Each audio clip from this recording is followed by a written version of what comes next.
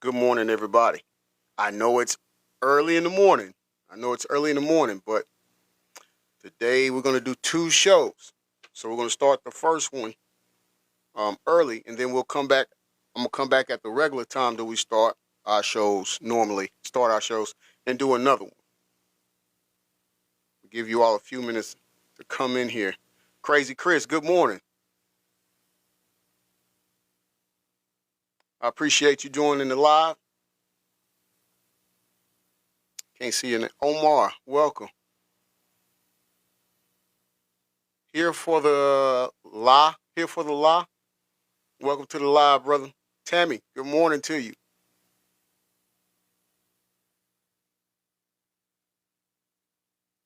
El Kazan, welcome to the live. Geneva, Green Ganja, good morning. Good morning. I like that handle. Good morning.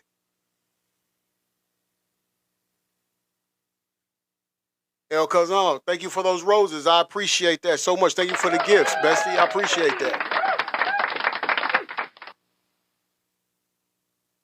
Okay, as I said before, welcome to hashtag I'm going to say it. I'm your self-proclaimed favorite news reporter, Mr. Breaking News. But today, in this show, matter of fact, both shows, it's really not going to be about news. It's more going to be, both of them are going to be personal shows, more so. But the first show I'm going to do today, which is now, welcome in, JC. How you doing? Thank you. Thank you for joining. 18 years, 5 months ago, my life changed in a way that I never imagined it would. Never thought about feeling this particular kind of hurt, this kind of void in my life. I never knew. I never knew how painful this loss could be. 18 years ago, 5 months. Let's journey back. Journey back with me. A month prior to then, my mother, I lived with my mother, me and my two kids, and and we had my aunt there, which was my mother's baby sister, and her kids were there, and she has three kids. But we all lived together in the house, and my mother didn't like going up and down the stairs, so she was like, "Listen, I just want to find a house to where Apple user, welcome in, Tex Salak Gen X, welcome in, babe. James, Sandra, Dwight, thank you all for joining. Um, she says, I'm tired of walking up the stairs. I need to find me a house. I need to find a house where I just want one where I could just drive my car into the carport, get out my car. Omar, NF, Diana, Leo, Tom, thank you all for joining me. I appreciate you. You could have been anywhere else and you're here. Thank you. Shortly, Alexander Wilson, welcome in. Mary, I see you. Paul, thank you for coming in. Dr. Calendar, thank you for coming in. And so she said, I want a house where I could just drive my car on the carport. And I can just get out my car and walk into the house. She says, I want a house that has, because I don't like bugs. And so she wanted a house that had a screened in porch where she could sit outside on the porch and enjoy the weather and the fresh air, but not be so concerned with bugs. So my mother started looking for homes around the area where we stayed in. And she found one. And it's everything she could have wanted, plus more.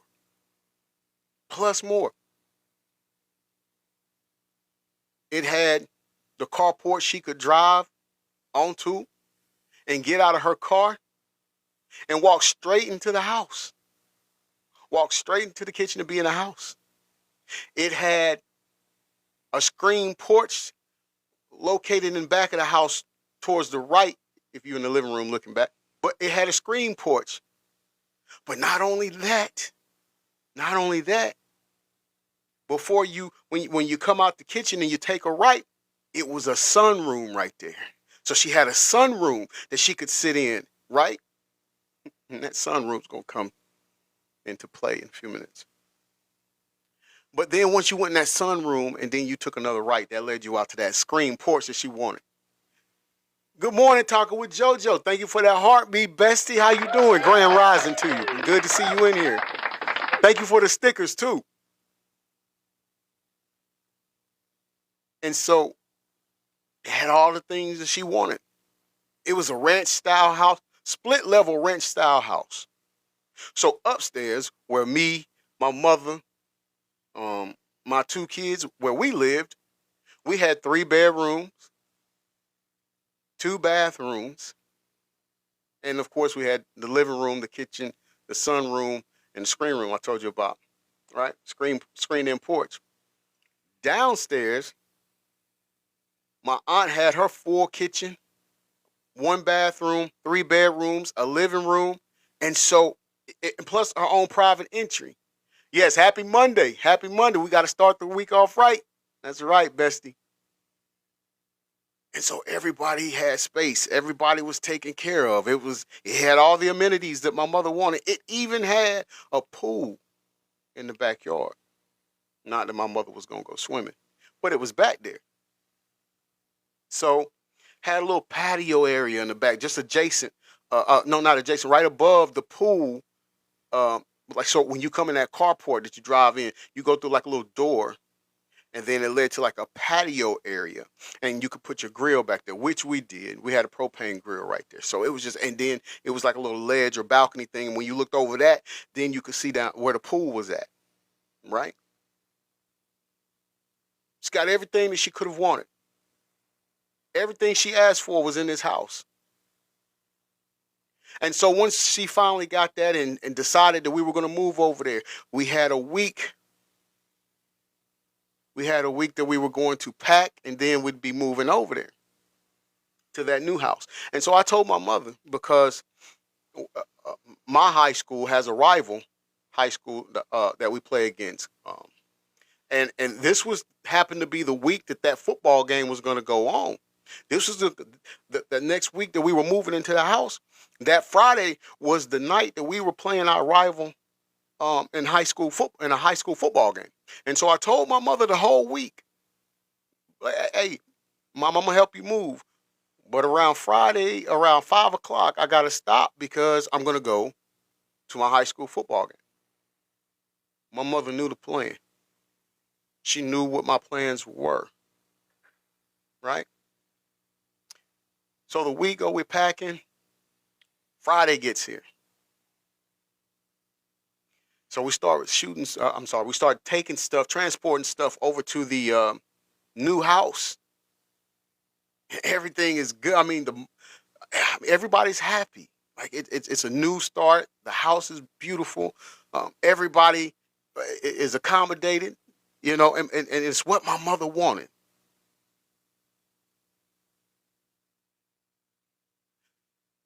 So we're moving things over to the house. Now, 5 o'clock comes around.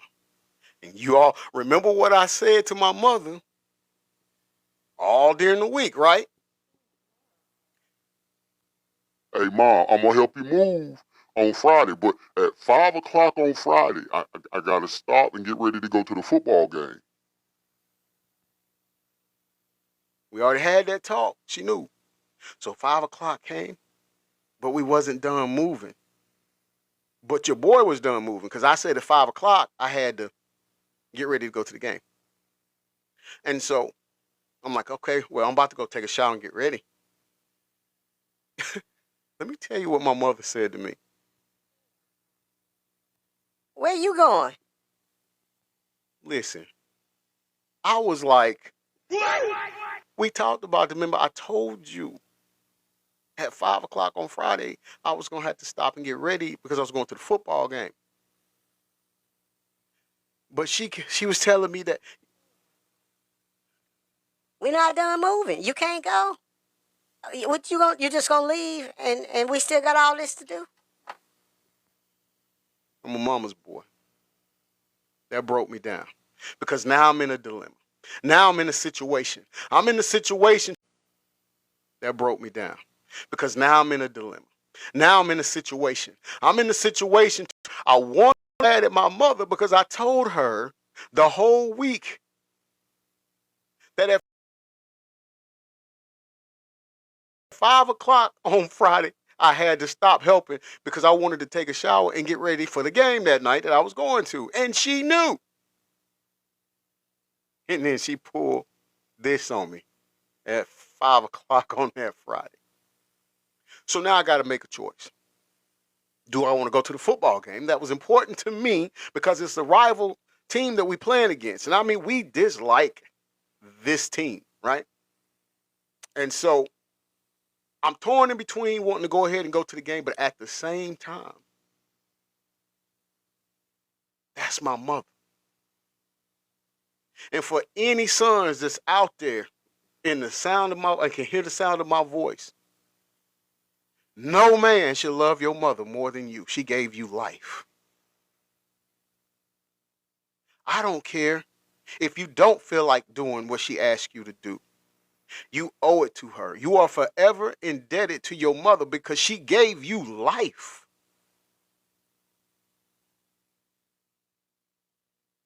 And so I was mad. I was irate. But I stayed. I missed the game. I helped because my mom needed her son. She don't, and my mother never asked for much. She was always the person that was giving more than asking. I seen it. This woman worked. I told you the other day, this woman worked 2 or 3 jobs at one time to make sure me and my sister had what we needed, plus more. So how dare I not be there for her when she needs me? You know, there was this song my mom used to play, and I remember I was young. I was really young, but I remember the song. It's called No Charge. And I can't remember who sang that. Let me matter of fact, pause for a second, people. Let me look that up real quick. Why it's on my mind. And the day that we're having is the day that we're having right now. What today is. Just give me a few minutes. Bear with me.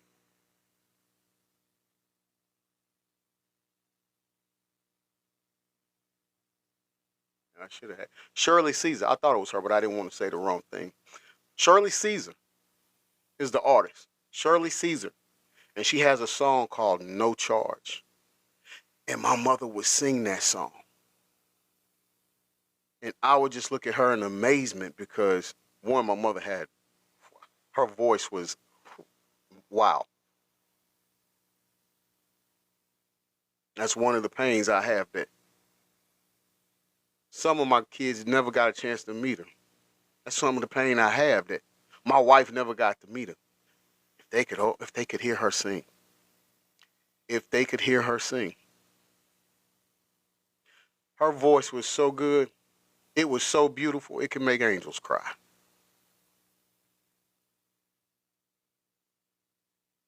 So I stayed and I helped. As angry as I was sitting there doing it.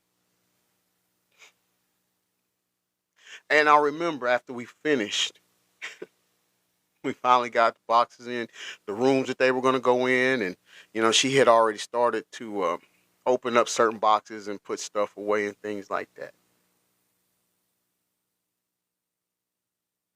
And she sat down in the living room with me, and she says, "Baby, hold on, hold on,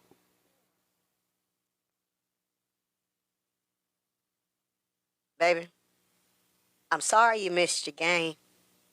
I know how bad you wanted to go.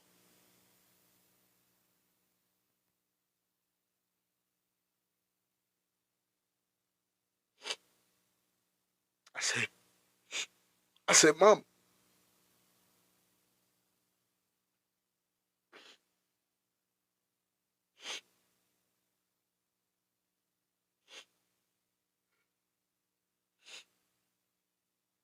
I said, Mama, don't worry about it.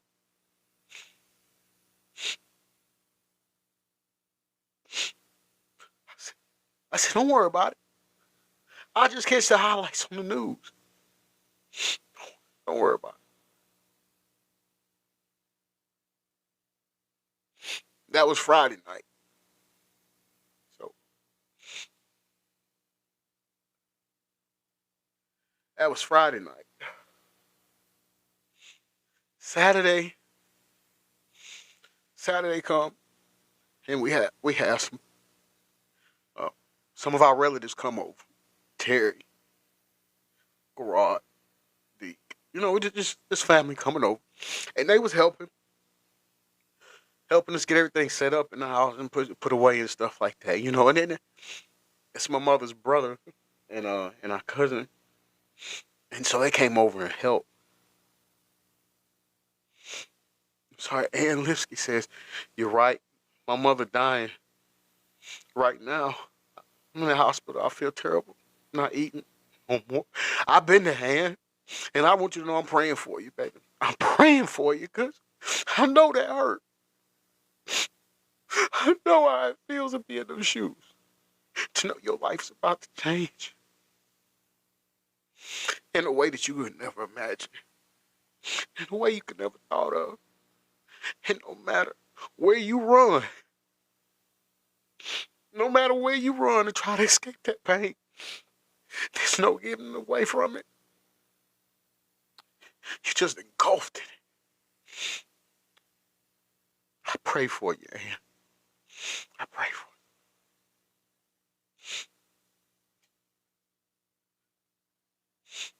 Saturday come, body over. We just laughing and having a good old time.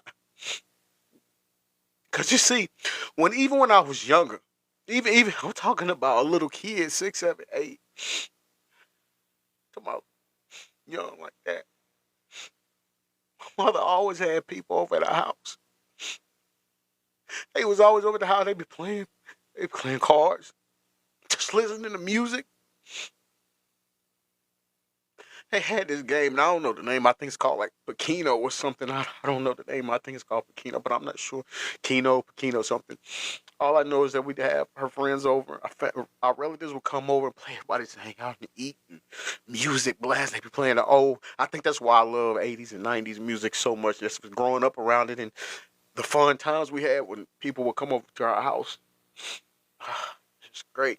But so they come over on Saturdays and help my mom and help us put everything up. And everybody just having fun, laughing, just having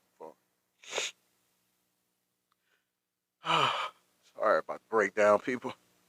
That wasn't in the plan. Later on that evening,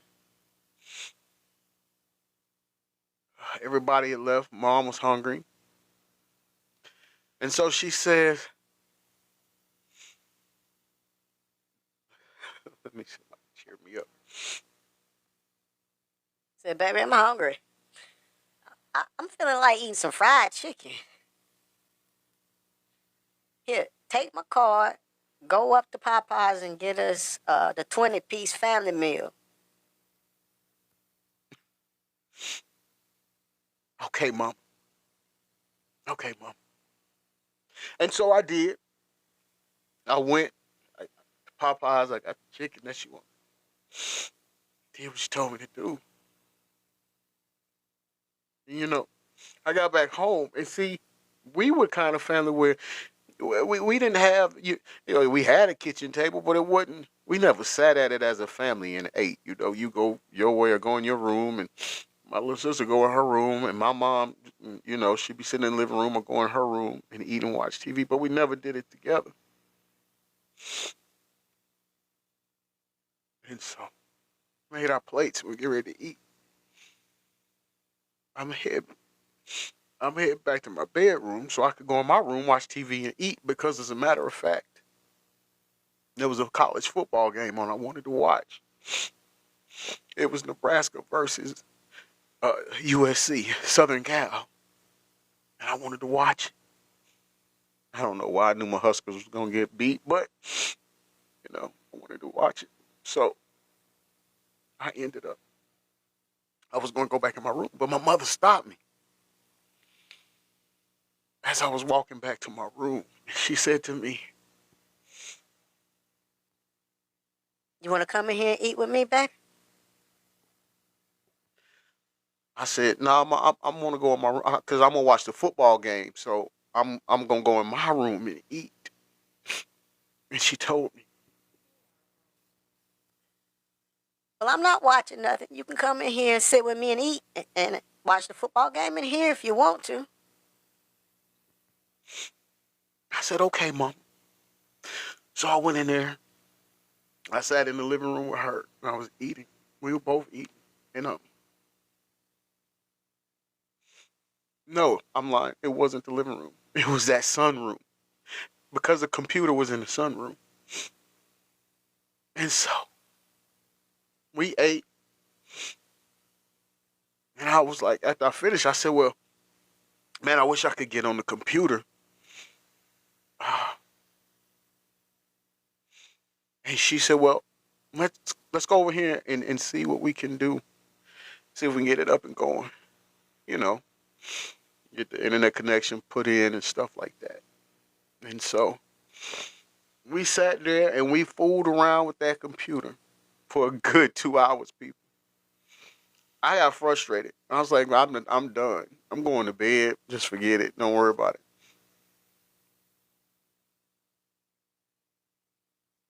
My mother said to me, Well, I'm going to stay up about another 15 minutes and fool around with this. And then after that, I'm going to go to bed. I said, okay. I love you, Mom. I went on in my room. I fell asleep. I mean, deep sleep. And I don't sleep good. But I was sleeping good. And I was awakened by my little sister. She had came in my room. And she said, brother, wake up.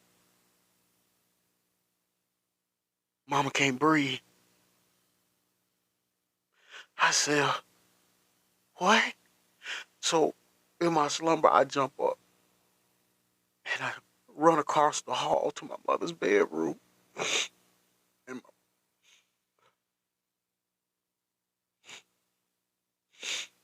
my mother was sitting on the edge of her bed, at the head of the bed, but she was sitting on the edge.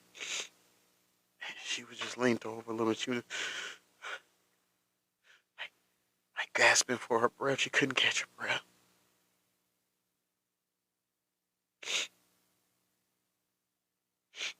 Now, this has happened twice before,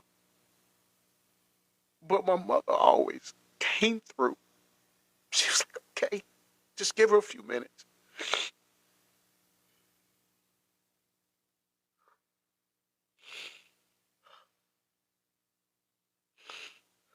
So,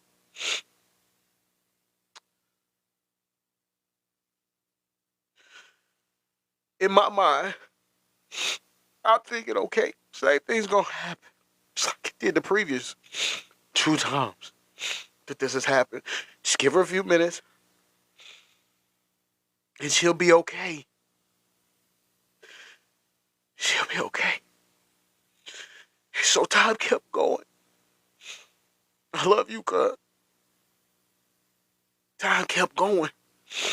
And as time kept going, my mother wasn't catching her breath. So it got to a point, I was like, Mama, you want me to call the ambulance? We called 911. She said, no, baby. Just give me a few minutes. I said, okay. So in the meantime, I'm like, okay, well, I'm gonna lift the window. I'm gonna get some air in here. My mother can't breathe. Mind you, we're new in this house, right? So I go to lift up her window. And I don't know if they painted it closed or sealed it closed or whatever, but I couldn't open it. I couldn't get the window open. And I'm like, what, do we got a paper bag in the house anywhere or something to help her breathe? Something. Oh my God. So we go, I say, Mom, are you sure you don't want me to call 911? I will. She said, no, baby, just give me a few minutes. I'll be all right. My mama's boy. I listened to my mama, do what she told me to do. So I waited. And that's time. I wish I would have disobeyed her. That one time. I wish that was one of the times I disobeyed her. But I did.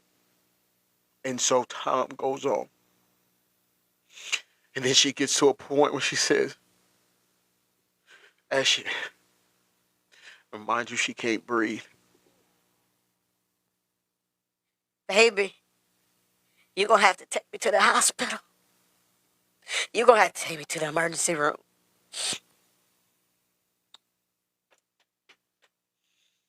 I said, okay, Mama. But I was trying to put that off on anybody. I was like, you want Nadia to take you? That's my little sister. You want little sister to take you? You want me to go wake up Tawana? That's my aunt. You want me to go wake her up? She said,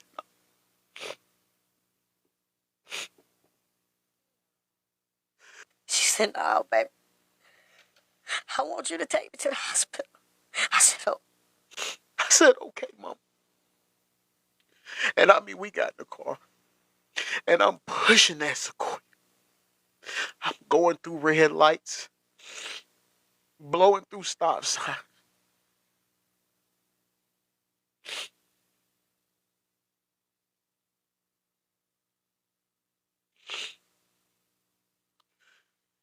On the route to the hospital. There's another way you can take. You can take. If you're on Cooper Lake Road, and I know a lot of you don't even know what I'm talking about, but just ride with me. If you're on Cooper Lake Road, going towards South Cobb Drive, you can take along the route. You can take a left and go on King Springs Road, and you can still get to South Cobb, but the hospital will be right there on your right. And for whatever reason, I didn't take that way. I kept going straight. And to this day, I wish I would have took the left. I feel like we would have got there sooner. We would have got there sooner. Still been here. So I kept going straight. And I took the left on South Cobb. When I took the left on South Cobb Drive, hospital's on the right. I pull into the hospital, and it's not open now. The building is still there, but they shut it down. But when you take the right into the hospital, you have the front of the hospital, and if you're looking at it to the left is the emergency room entrance, right? So I pulled that gold Sequoia right up there to that door, the emergency room, through the Sequoia Park. I ran inside the emergency room, and I just screamed. I said, "My mama can't breathe. She need help. She can't help. I need help. She can't breathe. I need help." The security guard got the wheelchair, and we wheeling it. We're getting ready to go back out the emergency room to go get my mother. She's in the car, passenger seat. She's in the truck in the passenger seat.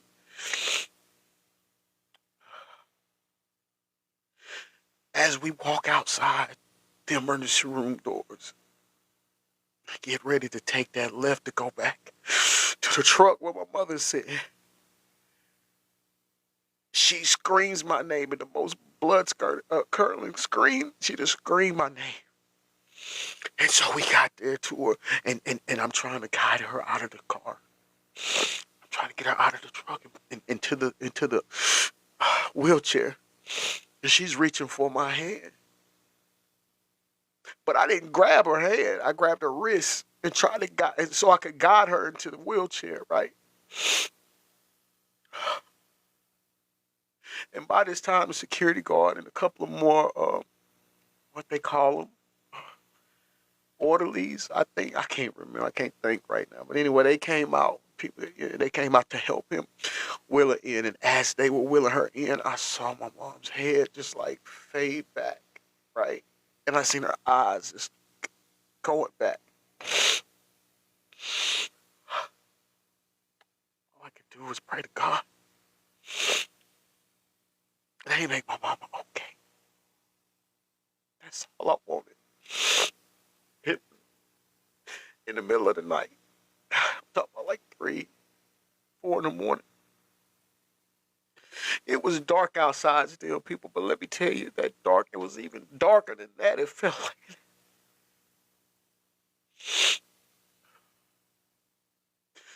So they wheel my mom into the emergency room and they take her straight back. I'm outside and I'm calling my relatives. I'm calling everybody. I'm trying to get somebody to come help. Come help for my mom to be okay.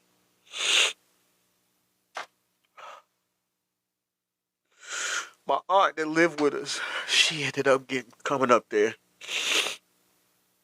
Wow. She came up there and brought my little sister with her. We was up there and about an hour goes by. And they let us come back there and see my mother.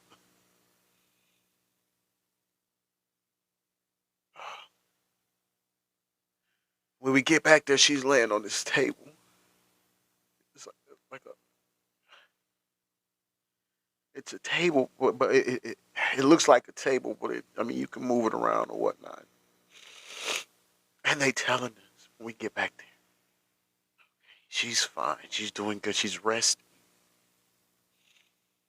But we did have some complications. You see, she was without oxygen for quite some time. And if I remember correctly, I think they told us she was with 11 to 12 minutes. She was without oxygen. But I didn't need to hear that. I really didn't need to hear that, people, because when I laid eyes on my mother and I saw the color of her skin, I knew something wasn't right. I knew something wasn't right. I didn't need to tell me anything. I knew something wasn't right. The color of her skin was like a mixture of brown and blue and green. Like, what is that? Pedro, what's up, brother? How you doing, brother? So I knew something wasn't right.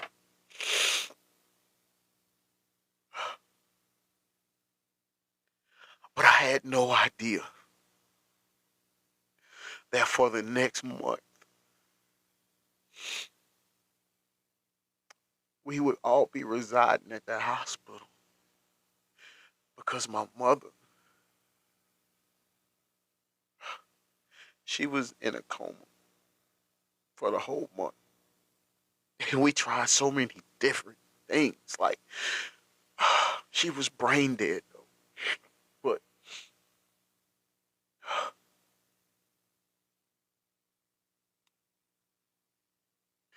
I'm going to tell you all about some things and some occurrences that happened throughout this month.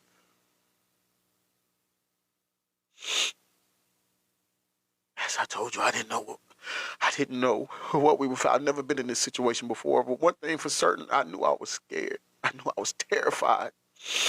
I was terrified of seeing my mother like that because my mama was vibrant. My mother she was a life of the party. She wanted to help everybody. She was just that woman, and so to see her in that state, I didn't know what to do, and even worse, I couldn't protect my mama. And I'm gonna tell you, those sons that's on here, they can tell you, we always stand firm on protecting our mother. And so when we can't in a situation like this, it's a different kind of hurt. It's a different kind of hurt.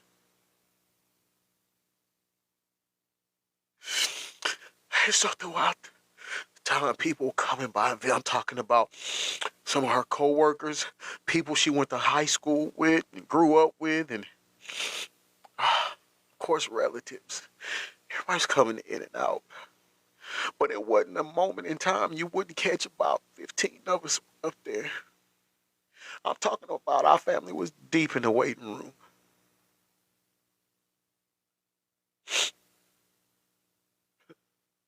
I remember one time. I remember one time, you know, I got to catch a moment in my mother's room where it was just me and her. And we kept church songs playing. We kept hymns playing. We had hymns playing. We kept it going, like on that perspective. Just hoping, because she loved the Lord. She loved the church. And we just figured just anything that could get her to come back to us. If she could just hear the sounds of the church hymns, she would come back. I even called my ex-wife and told her, I said, listen, because at the time she was in Nebraska, I said, listen, I need you to get back over here. Bring Jordan back over here. At that time, he was my youngest child. I said, bring Jordan back out here. Let him come in here and talk to her. Maybe she hear her grandson's voice. She'll come back. Because I need my mama. I need my mama.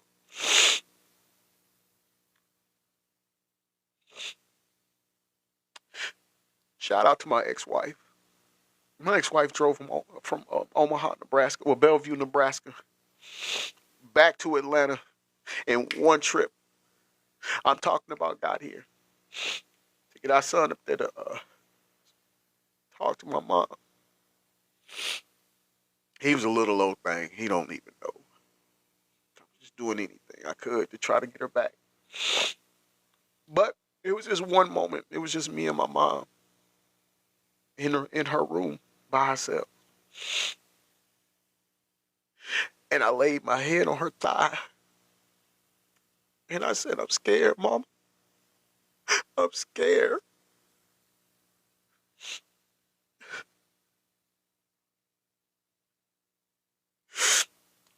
Man, I saw that machine spike up over there. The machine was spiking up. And it scared me. I ain't gonna need a lot of y'all. It scared me. I said, Mama, it's okay. It's all right. I'm good, though. I'm good. I'm good. Calm down. I said, I'm good, Mama. It's gonna be okay. It's okay. And it's hard to accept. Can't, impossible. Me, my brother, same situation, living in the hospitals. Yeah, you can't accept it because it's something we never imagined. It's something we never pictured having to go through. Even though, yeah, we all know that death is coming. It's the inevitable. But that don't mean you're ready for it when it happens. It doesn't mean it makes it any easier, right? And man, when I tell you, I'm praying for y'all. I mean that. I mean that with my whole heart, man.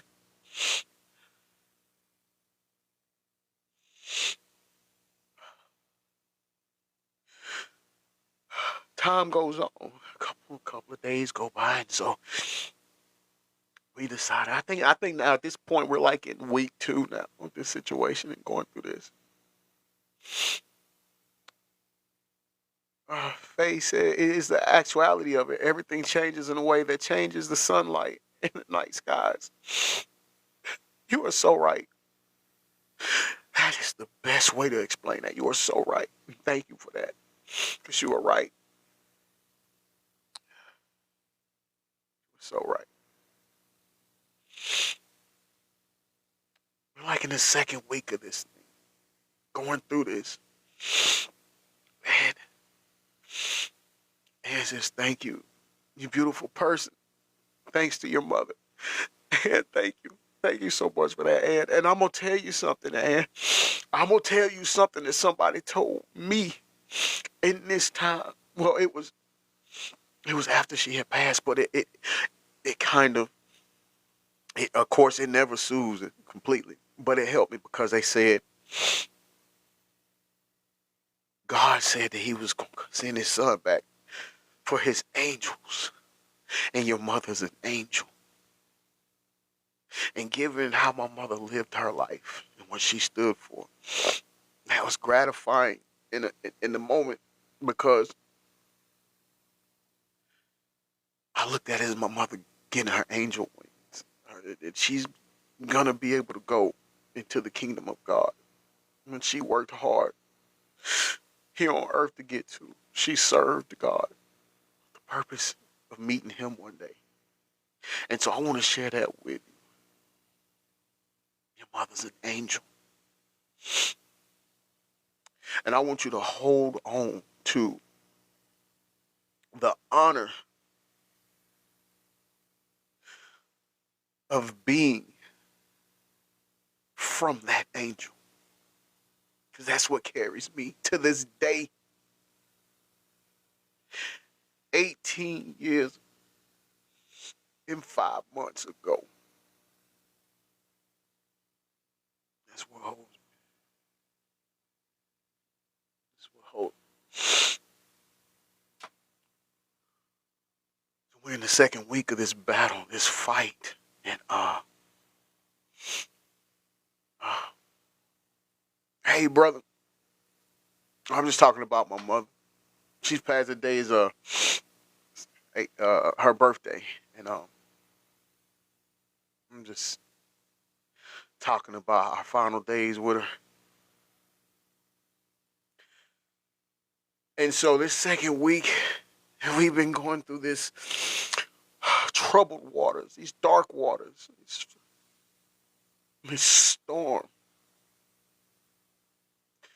We decided to put together a prayer circle. I want you all to listen carefully. If you at work listening to me, first of all, thank you for that dedication and loyalty. But if you at work listening to me, I need you to tell your boss, just hold on a minute. Hold on 1 second. I take care of whatever you got to take care of. If you're driving to work, I want you to turn your radio up a little more so you can hear me. If you at home, make sure your phone and your computer's turned up because I need you to hear me. We had prepared a prayer circle. But understand this prayer circle that we had put together, not only was it our family and friends and people that we went to church with, we had relayed the word to some of her former co-workers and her current co-workers. And somehow, by doing that, the prayer circle had reached all the way over to Portland, Oregon. Because she worked for this company. It was Tail Cove. It was, excuse me, I'm trying to think of the name before they switched over to Tail Cove. It was Adelphia. Adelphia was the company name before it switched over. And so, you know, my mother was a good troubleshooter on the computer and in the system, in the company's system and database. So people from all over the United States would call her when they had a problem and she needed to troubleshoot them and get them right where they need to be in the computers and stuff. So she had a following. Not necessarily a following. She had people that knew her because she had engaged with them and worked with them and she had always helped them. And so they loved her. And so that prayer circle had reached all the way to Portland, Oregon.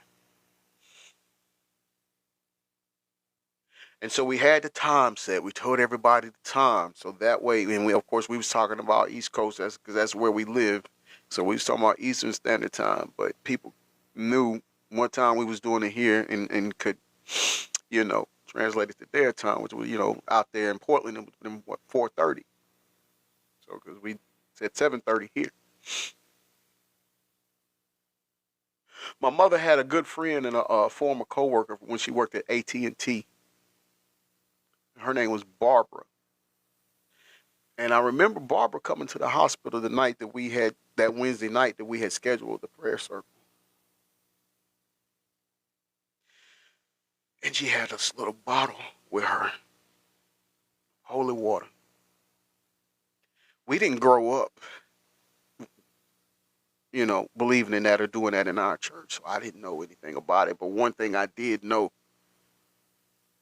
that I was up for anything that was going to help get my mama back. And so she brought the holy water in. And so 7:30 comes around, people, and we go to that prayer. We go to that prayer circle, and we're praying. So 7:30 we start praying. She starts putting the holy water on my mother's head. People, listen to me. Listen to me. Yes, it was powerful. Listen to me, and I'm about to tell you how powerful that was. And I'm not this. Listen. I wouldn't tell you this if I didn't see it with my own eyes, because I wouldn't believe it if somebody told me. But I was there, and I got to witness it. My mother hadn't moved in 2 weeks, and when we started to pray, when Barbara put the holy water on my mom's head, my mom opened her eyes just like my eyes is open right now.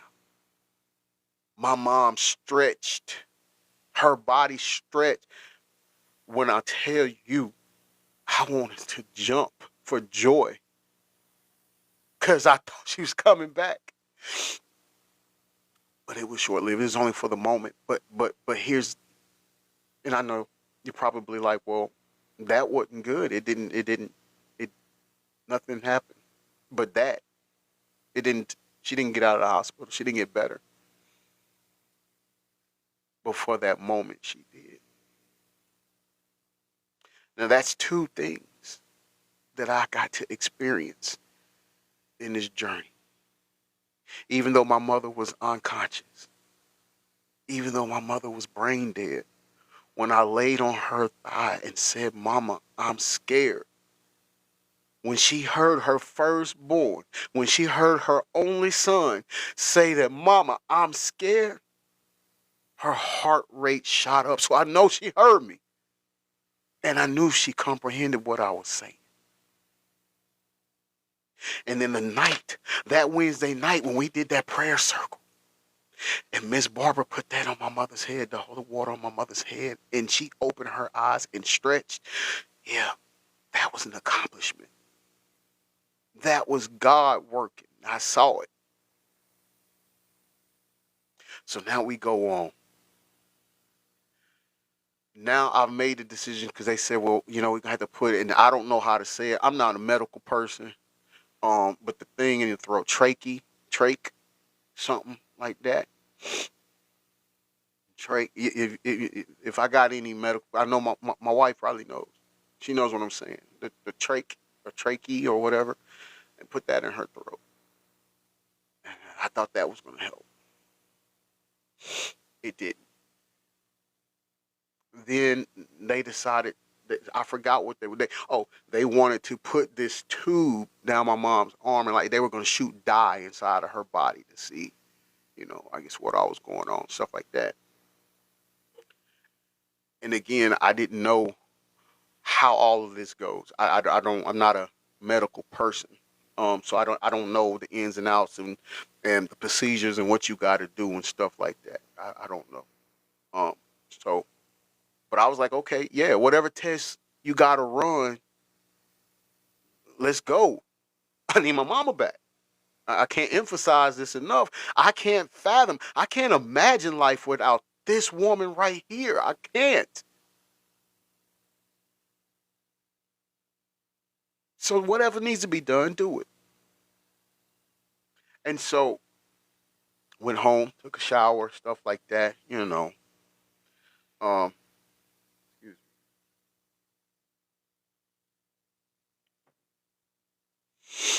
took a shower because we was in shifts. And when I tell you we held that hospital down, we held it down. We held it down. I had so many people up there, so went home, took a shower, changed clothes, um, you know. And so when we went back up there, this time it was me, my grandmother, my little sister, and my aunt. And so they had moved my mother to another room. So at first it was a little hectic because when we went to the room that she was in and she wasn't there, you want to talk about freaking out? Because in my mind, she had already passed away and they had taken her. And so I lost my everything. Like, I was freaking out. But they finally told us where they moved her to. So we got in the room. And when we got to the room that she was in, I went and I immediately grabbed her arm. I mean, her hand. I was going to go hold her hand. But when I went to reach for her hand, I accidentally hit it and it like fell over. And when her arm fell over, I saw these little silver pins right here in the crease of her. I don't know if y'all can see it, but right here in the crease, like of the elbow, in that crease, I saw these little, like, it was like 4 pins, silver pins, that was like putting her skin together, and that's where they put the tube in right there. So I didn't know that. But what I did know is that it broke me down. It broke me down because to me, my mom is hurting all over again. She had to go through pain all over again. And I felt she was already going through enough pain in the situation she was in, so I didn't want to hurt her anymore. And I'm like, so I asked my grandma, I said, Granny, why they keep hurting her? Why do they keep doing stuff to her? I mean, I've already done put the tray, they had to cut this open and put something in it. I mean, why? Let's just stop. I don't want her to hurt no more. And then Dr. Brown was her doctor. Dr. Brown had taken me outside of the room, and she said she hated to tell me this, but we're at a point or at a stage. I can't remember her exact terminology. Is point or stage? I want to say stage. I'm quite sure it was stage. We're at a stage to where you probably should start thinking about DNR, or you're gonna leave it on, or take it off. Or you're like, well, what are we? You gotta figure out that, and probably figure out some arrangements to move her to hospice. And so I'm hearing that news, and I'm like, man, I can't make this decision. I can't make this decision. So I'm talking with my grandmother. When I'm in the room, I go and I tell her what Dr. Brown had said. And I was like, Granny, I don't know what to do. I don't want to make the decision like that, and then like not give her enough time to fight if she's gonna come back and come back to us and get out and live, or do I just make the decision to let this play out and not let her suffer no more, because this is not her quality of life. This is not how she would want to live. I didn't know. And me and my mother never had this talk that if she was in this situation, what was the right time that I should allow her to be in this condition before I made a decision. We never had that. In fact, on our trips, because at the time that we lived in Jacksonville, Florida, and we would come back up here to Georgia to visit family, she would always try to talk to me and my little sister about her will and what we want to do and planning when she passed. And me and my little sister were like, we are not trying to hear that because you ain't going nowhere. So I didn't know. But as I'm asking my grandmother, which is her mother, by the way, people, and let me tell you, she's awesome herself too. My grandmother is amazing. But um, she had told me, well, when we went to see Gene a few weeks ago, um, Gene was a guy who was a family friend, but they went to school together. And so my grandmother said, well, when we went to see Gene a few weeks ago, your mother said when we left, if she's ever in that situation, give her 2 weeks. And if she ain't better by 2 weeks, don't leave her in that situation or in that capacity. I said, okay, well, we're going on the 4th week now, so I'll honor what my mom said. I'll do what my mom told me to do. Or she didn't tell me to do, but say she wanted. And so I told him, okay, we're going to take the DNR off. Like, I don't resuscitate her. So That was on a Tuesday. So that Friday, Dr. Brown had called a meeting with the family. Friday the 13th, October 13th, 2006.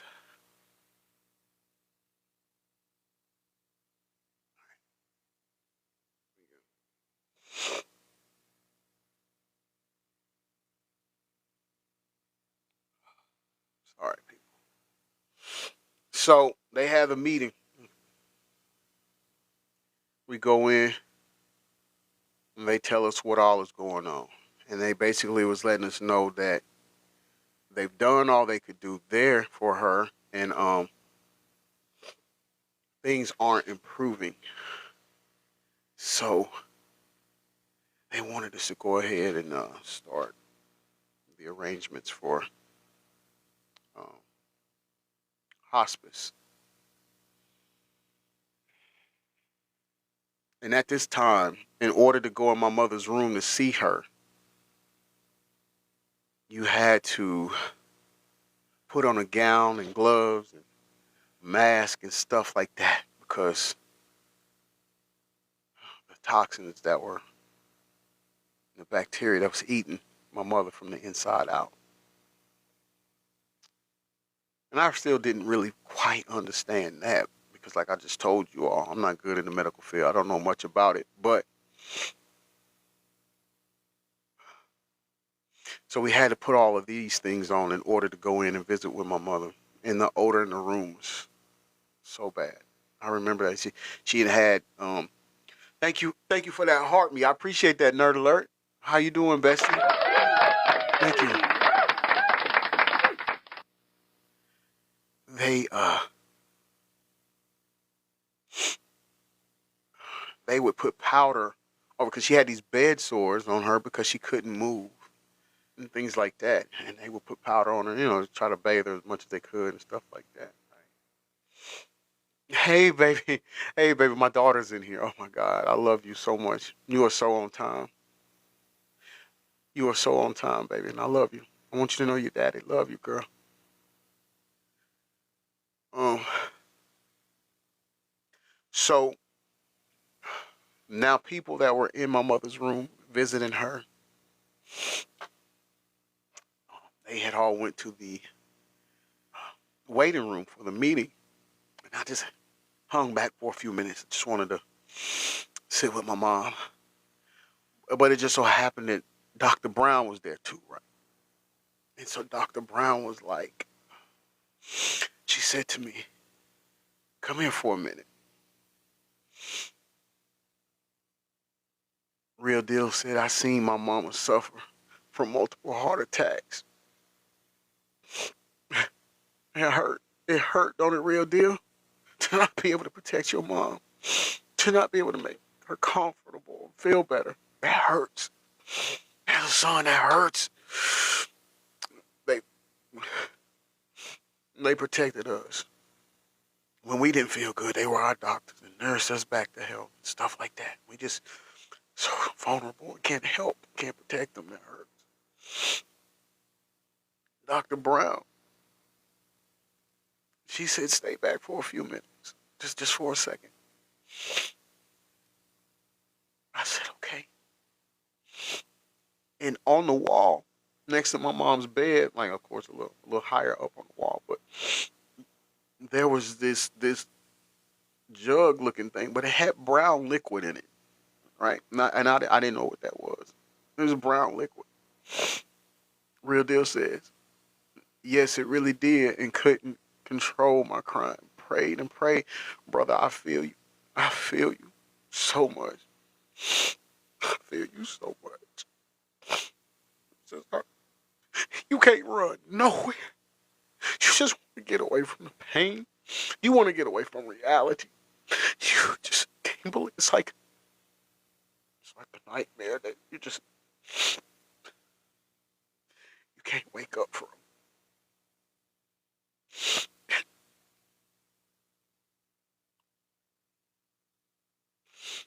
Dr. Brown said, she told me, she said, "You see that liquid in there?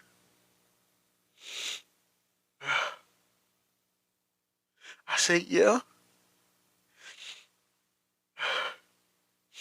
Yes, you just want to escape life. But you still be alive. It's like nowhere to go. Yeah.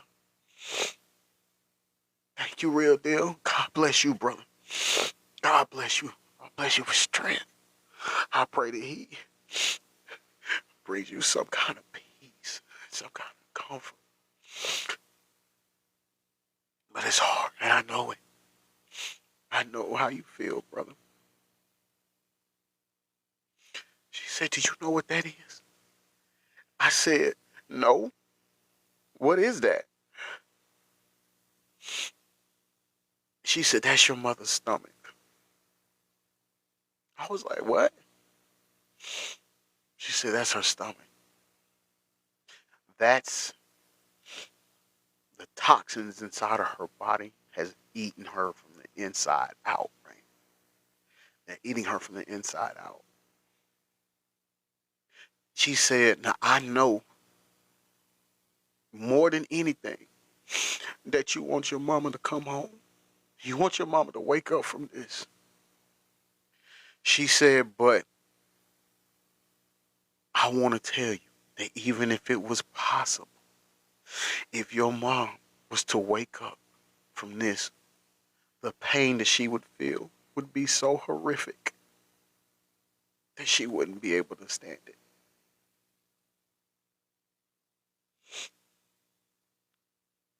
I said, "Okay, so what?" So I guess we do. This is why you said we need to make the plans for hospice. She said, "Yeah, yeah." I mean, it's, you know, bless her heart, she was trying to be as nice as she could. I mean, but she's seen this. She's the doctor, so she's seen this, and she's like, "Yeah, so yeah, that's why I was saying, go ahead and get hospice prepared and stuff like that." And so, like I said, they undid the life support, the ventilator and stuff like that, and me, my little sister, my grandmother, and my grandfather, which were her parents, my mother's parents, we were all in her room. And to this, I'm sorry, I can't remember who drove us to the hospice. I can't remember who took me and my little sister over there. I cannot remember who we was in the car with, but somebody drove us over there. And crazy part about it is where I live now. This is the absolute crazy part about it. Where I live now is literally like a minute and a half from that house that my mom picked out that she wanted, right? And she got to live one night in. But I'm sorry. And so we make it over to the hospice where we was going to take my mother. And me and my little sister are in there. And we're with, and again, I can't remember who's with us, but we were in there, whoever brought us over there. And we're filling out the paperwork and stuff. Now, my grandmother and my grandfather stayed with my mom at the hospital with my mom in her room. And so me and my little sister, we signed the papers that we have to sign to get mom uh, transported over to hospice and get her, in there, right? And as we're getting ready to sign these papers, my grandmother called. She says, "Y'all can come on back." She's gone. Uh, uh, it was as if, it was as if, even when my mother was in her final hours, her final moments, she was still protecting me and my little sister. And the reason why I say this is because I strongly feel like she waited till me and my little sister was gone before she passed away. So we didn't have to see it. We didn't have to experience it. my grandparents was telling me about it. My grandmother was laying her head on my mama's chest. My grandfather was standing next to her and rubbing her hair. And my grandmother was, oh God.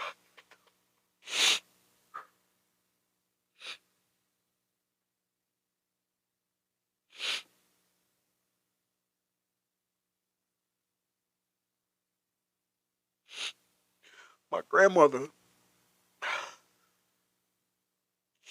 she was laying on my mom's chest, felt her take her last breath. But the thing about it, thank you for the rose. Thank you for the roses. I appreciate that. Thank you. Nothing but love. I appreciate that. Thank you so much for the gift. My grandmother was laying on her chest, and she felt my mother, her daughter, take a last breath. My grandfather, as he was rubbing my mom's hair, he says, he told my mother,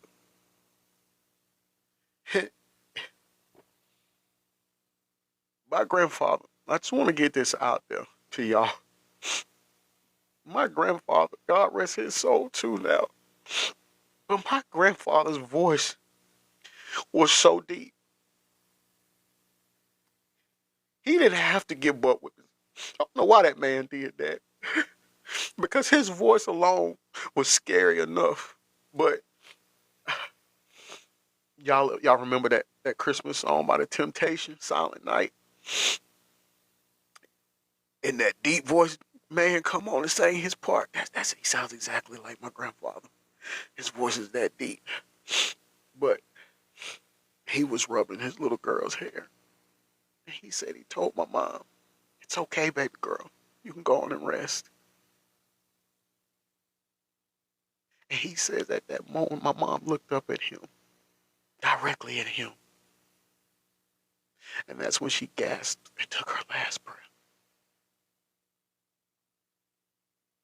And so,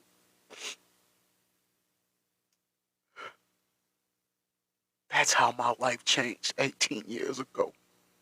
And it ain't never been the same. There's times when I think I'm okay. I'm really not. I say I'm okay and I'm really not. Yeah, before that, yeah, and my mom had cancer. She had diabetes. She had high blood pressure. Um, yeah, our family is just, our medical history is, it's not good at all. Um,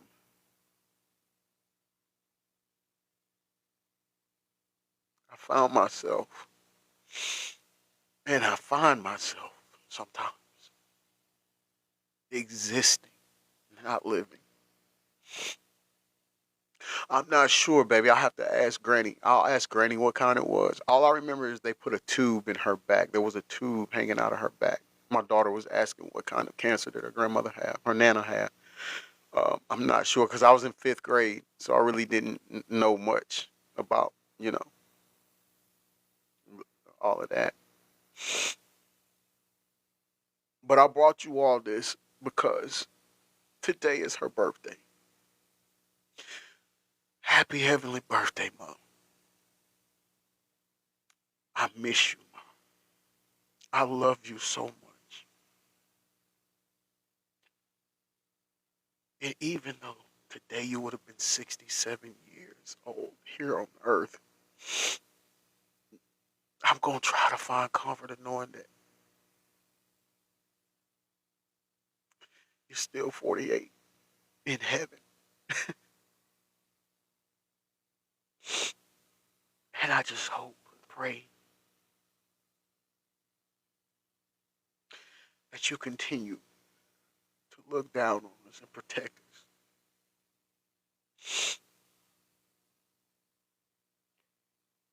It's amazing to hear. Your granddaughter say that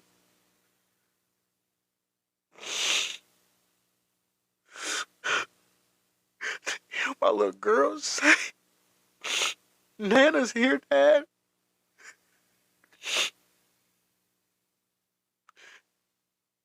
It hurts me. It hurts me when she says, why didn't I get to meet Nana? I wish I would have met Nana.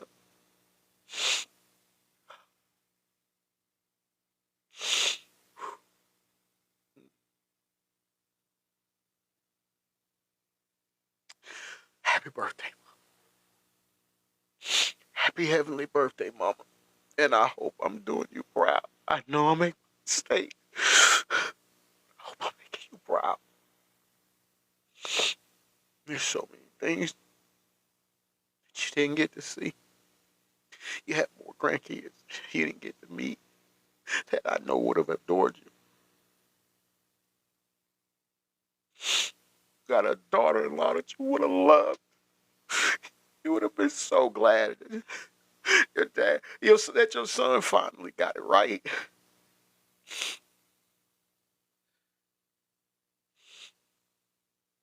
Oh my,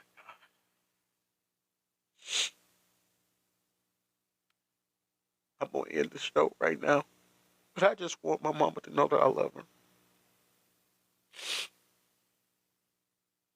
I just want her to know that I love her, and I just want to praise her and honor her for what she's done for us when she was here.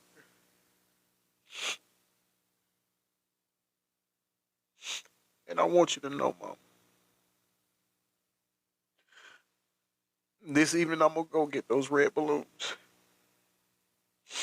and I'm gonna go right up to that hospital. I'm parking the car right down to that window you passed away, or the room that you passed away in, and we're going to release balloons to you. And I want you to know that we sent those balloons up with tears of love, but also tears of joy from being from you, from an angel like you.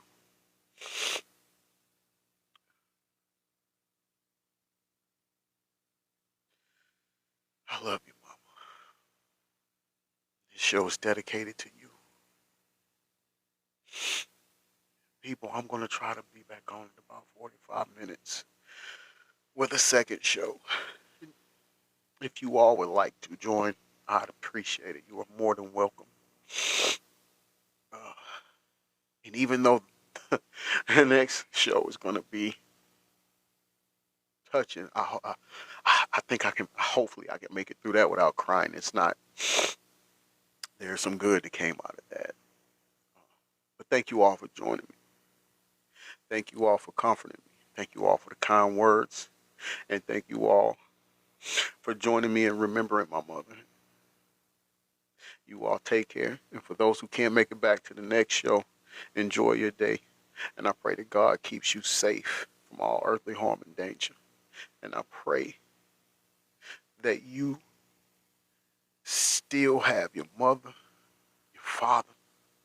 If you do, call and tell them you love them. Go and see him and tell him you love him. Because time is the most precious gift we could ever have. And someday, that gift will be taken away. So cherish it while you can. This is Mr. Breaking News, signing off from the newsroom. Peace and blessings.